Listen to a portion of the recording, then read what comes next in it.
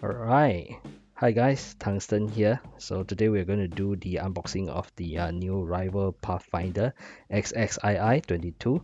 Right, so 1200, which means 12 rounds over here. Right, so let's just take a look at the box itself. It says this is the most accurate Nerf Rival round. So you have a new design, the blue one. So later on we'll take a look. Right, so at the back of the box over here, so just some basic information.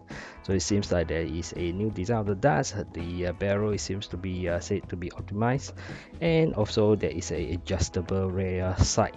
Right, so it claims the FPS to be 90 feet per second. Right, and the magazine again 12 rounds. Over here it says here over here, this is the testing result. So it claims that it is much accurate compared to the yellow round itself. Right, so let's just get this out of the box and we can start. Alright, so we got the blaster out of the box. So what's included is basically the instruction, the 12 rounds over here, and of course the 12 round mag. Now let's does this blaster fit the old magazine? That says yes. Okay, so it does fit the old magazine pretty well. So if you have old Rival mag like this, you can actually use it. Right, so that's the first thing that probably people want to know. Next is the round itself. Okay, so basically it's being redesigned. Okay, so I put a close-up on it, so you can see that the pattern is a lot more pronounced compared to the previous Rival round. Yeah, so next, what else? Right, so the color scheme is pretty good. I feel that this blaster is one of the nicer looking one, pretty slick. Now there is a side arrangement whereby the front and back, right? So the front is a transparent green. Okay, when you align it, I think it's actually pretty easy to kind of put it in line, right? So next you have the adjustment for up and down, and then as well as left and right. So for example, the up and down, okay, if I can put it here, then you can just slowly adjust it. Okay, I don't know whether you can see it or not. Let me maybe just reset it a little bit. Okay, so by the way, when I reset it, I do have to like push it down further, kind of. Okay, then you have to slowly, then you see the moving up. Now I don't feel that the moving up is that kind of smooth. Like I say, if I want to move it down, I still need to press it down a little bit. Yeah, and then the other thing is this thing is pretty loose over here. Okay, it doesn't click into places or anything. So yeah, that's what it is. Next, of course, there is another one that moves side by side. Okay, adjustable from here. Okay, now this one is slightly tighter. Okay, now I have problem adjusting. Okay, maybe it's my angle. Right, okay, so let me just kind of yep. Okay, so over here if you can see that you can adjust left and right. Again, it is not something that is clicked into place, right? So it's a kind of like a free movement over here, right? It doesn't click into places or anything like that, right? So okay, I guess you have to be careful when you're trying to use it. All right, so it does have a safety. So if you switch on the safety, you can't pull the trigger, right? After that you can. The prime is over here, right? So I find the prime a little bit too I mean, it's small, right? Let's face it. Okay, for the adult hand it's slightly small, right? And then of course it is pretty smooth kind of thing. The only grip is here, as in the texture is here, but it's not too bad. You can still hold on to it and prime, right? Because of this back piece over here, which is a good touch. Okay, which is it helps in the priming, right? So easy to prime. Okay, not a big deal. You can push it forward, right? So again, over here you can have a reset, right? So if you jam or something like that, okay, you need to prime it back. You just need to press it down.